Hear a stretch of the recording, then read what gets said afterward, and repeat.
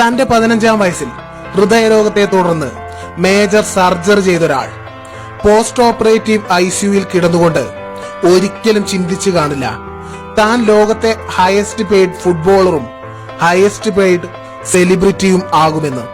നിങ്ങൾ ചിന്തിക്കുക പോലും ചെയ്തിട്ടില്ലാത്ത ഉയരങ്ങളിൽ നിങ്ങളെ എത്തിക്കുന്ന ആ മാജിക്, അതാണ് പാഷൻ. Cristiano Ronaldo.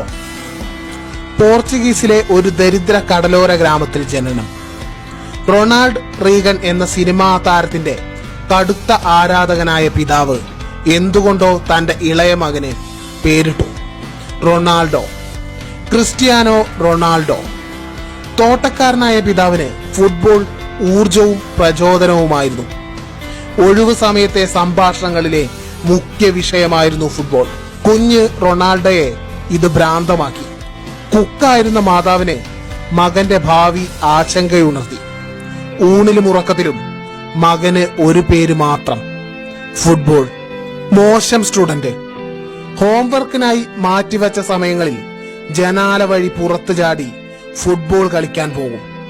ഫുട്ബോൾ പ്രാന്ത് കൊണ്ട് വയറു നിറയ്ക്കാനാകുമോ എന്ന ടീച്ചറുടെ ചോദ്യവും അമ്മയെ വല്ലാതെ വിഷമിപ്പിച്ചു.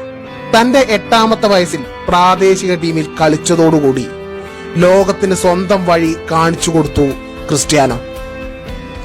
വിജയത്തോട് അത്രമേൽ തീവ്രമായ അഭിനിവേശമുള്ള ക്രിസ്ത്യാനോ പരാജയപ്പെടുമ്പോൾ, ഗോളടിക്കാൻ കഴിയാതിരിക്കുമ്പോൾ കരയും, പൊട്ടി കരയും.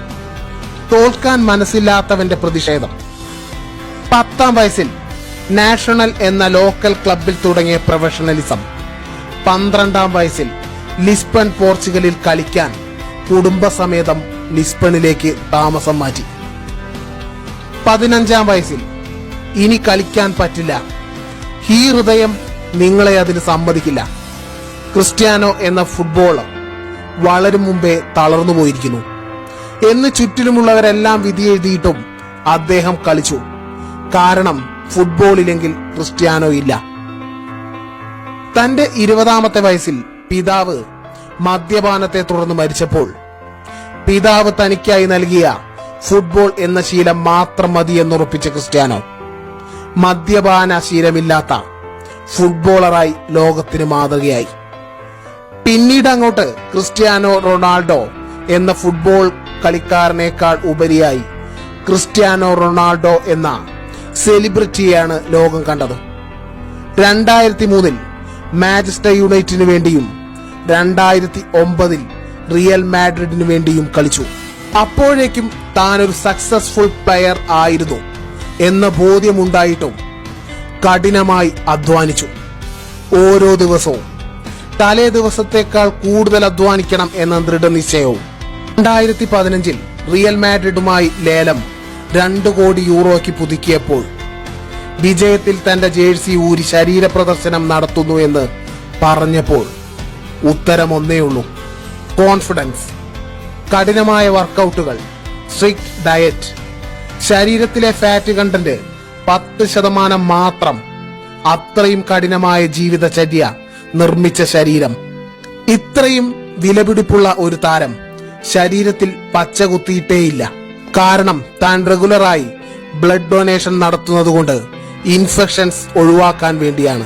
സക്സസ് ആയ ഓരോരുത്തരും ചാരിറ്റിക്ക് വേണ്ടി ഒരു തുക നീക്കിവെക്കുന്നത് പോലെയല്ല, ഒരു പ്ലാനും യാതൊരു മുൻവിധിയുമില്ലാതെ തനിക്ക് 2012-ൽ ലഭിച്ച ഗോൾഡൻ ബൂട്ട് ലേലം നടത്തി കിട്ടിയ ആ തുക 1.5 മില്യൺ ഗാസയിലെ കുഞ്ഞുങ്ങൾക്കായി അവരുടെ വിദ്യാഭ്യാസത്തിനായി നൽകി.